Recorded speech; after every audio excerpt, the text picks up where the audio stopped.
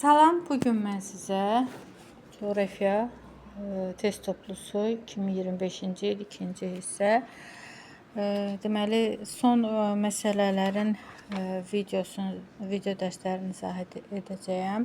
Məsələlərə aid Azərbaycan Respublikasının iqtisadi rayonları iqtisadiyyatı haqqında test toplusunda səhifə 267 məsələ 117-nin izahını verəcəyəm. Bütün birinci hissə və ikinci hissədəki bütün məsələlərin izahını YouTube-a yükləmişəm. Həmən məsələlərin izahına baxa bilərsiniz. Məsələ 117-nin izahını verməmişdən öncə qeydlər edək. Əhalinin təbii artımı nəyə deyilir? Fikir verək. Əhalinin təbii artımı demək demoqrafik göstəricidir. Yəni ən mühüm demoqrafik göstəricidir və təbii artım prosesində əhalinin sayı bərpa edilir, nəsillər bir-birinə əvəz edir və dünyanın müxtəlif regionlarında və ölkələrində demoqrafik vəziyyət fərqlidir. Dünyanın bəzi ölkələrində təbii artım aşağı, bəzi ölkələrində isə yüksəkdir və əgər təbii artım ümumiyyətlə nəyə deyilir? Bir dənə 10 qeyd edək. Müəyyən vaxt ərzində doğulanların sayı ilə ölənlərin sayı arasındakı fərq təbii artım yəni bununla ölçülür. Dünya ölkələrinin bəzilərində əhali əsasən təbii artım hesabına çoxalır. İnkişaf etmiş ölkələr və inkişaf etməkdə olan ölkələr iki qrupa ayrılır. Yəni təbii artım inkişaf etmiş ölkələrdə mənfidir. Orada iqtisadi böhran baş verir.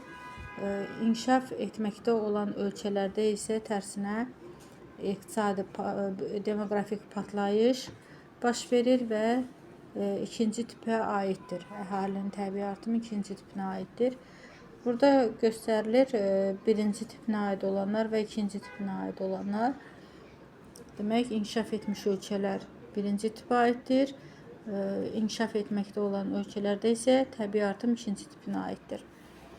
Və məsələlərin izahına keçək. 117 nömrəli məsələyə baxaq. 2008-ci ildə Quba Xaçmaz iqtisadi rayonunda 480 min nəfər əhali olmuşdur. Kənd əhalisinin sayının 312 min nəfər olduğunu bilərək iqtisadi rayonda urbanizasiya səviyyəsini hesablayın. Urbanizasiya səviyyəsi dedikdə, yəni şəhər əhalisi nəzərdə tutulur. Kənd əhalisinin sayı burada verilir. 312 min nəfər, 480 mindən ümumi əhalinin əgər sayıdırsa, 480 mindən 312 mini çıxıb, kənd əhalisini çıxıb, şəhər əhalisinin sayını tapırıq, 168 min nəfər. 480 min nəfər 100% qəbul ediriksə, 168 min nəfər x buradan tapırıq 35%. Deməli, şəhər əhalisinin payı 35% olar. Məsələ 118-ə baxaq. 2008-ci ildə Naxçıvan iqtisadi rayonunda 390 min nəfər əhali olmuşdur. Şəhər əhalisinin sayının 117 min nəfər olduğunu bilərək iqtisadi rayonda kənd əhalisini hesablayın. Bayaqki qaydada yenə 390 min nəfərdən 117 min nəfər çıxıb tapırıq kənd əhalisinin sayını 273 min nəfər və 390 min nəfər 100% qəbul ediriksə 273 min nəfər x buradan tapırıq 70%. Deməli, kənd əhalisinin faizi 70% olar.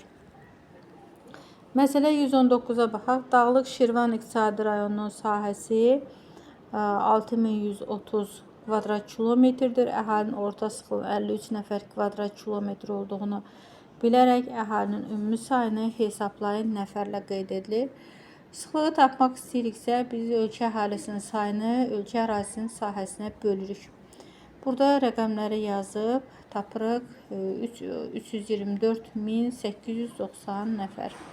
Yəni əhalinin demək ümumi sayı. Məsələ 120-yə baxaq.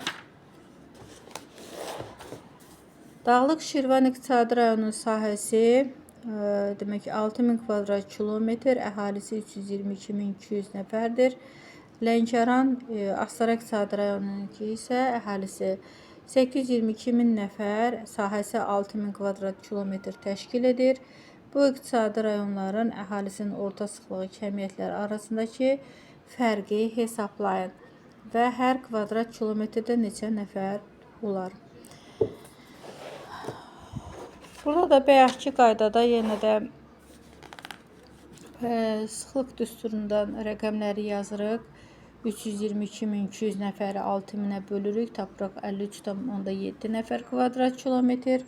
Digərində isə sıxlıq olur 137 nəfər kvadrat kilometr. Və bunların fərqi 83,3 nəfər kvadrat kilometr olar.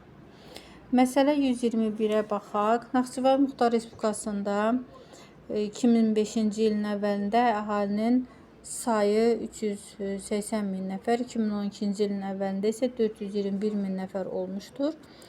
Və bu dövr ərzində iqtisadi rayon miqrasiya hesabına əhalinin sayı 6,8 min nəfər artmışdır. Verilmiş müddət ərzində əhalinin təbii artımının neçə faiz olduğunu müəyyən edin.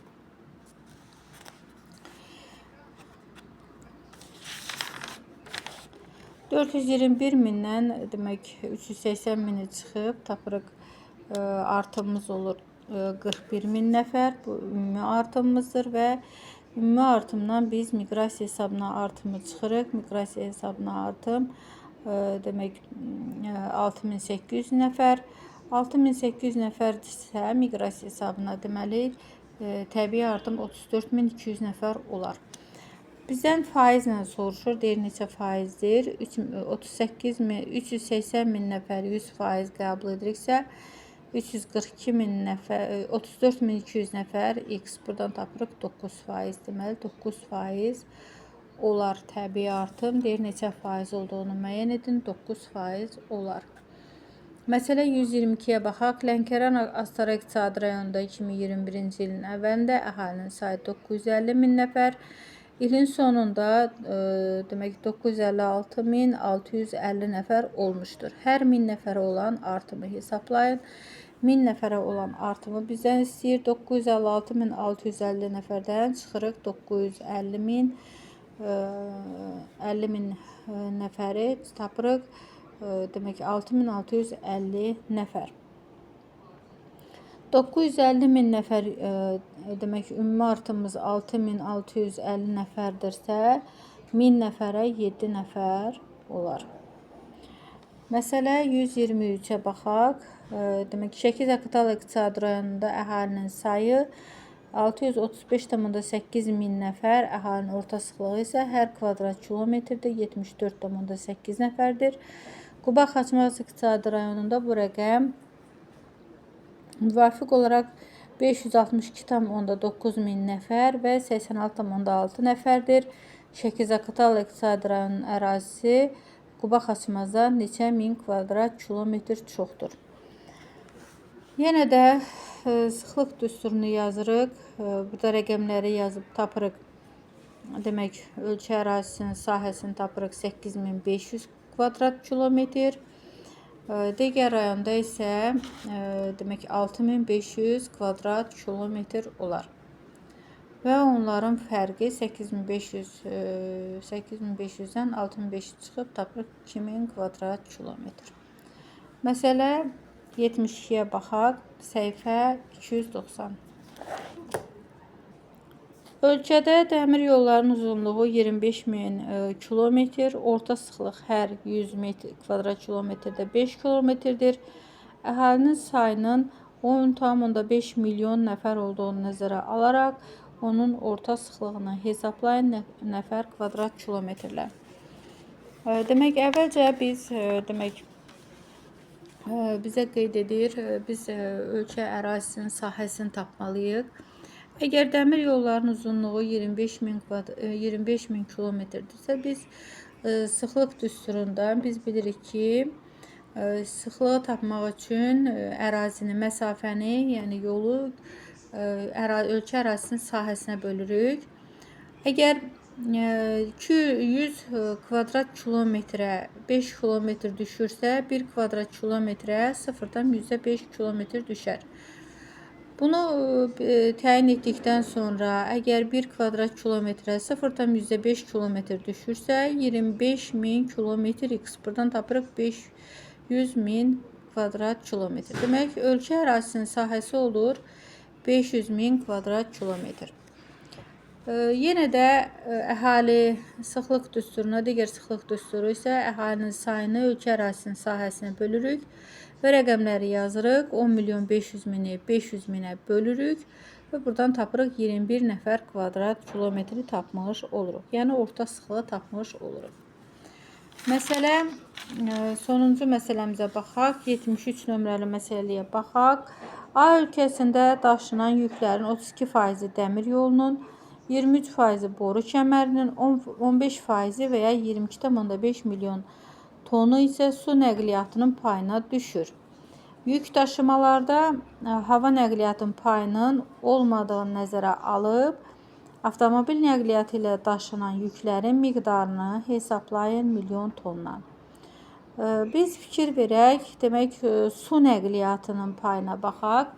Su nəqliyyatının payı 22,5 milyon tondursa və bu 15%dirsə, biz buradan 100% tapırıq. 100%imiz 150 milyon tondur. Deməli, ümumi 150 milyon tondur.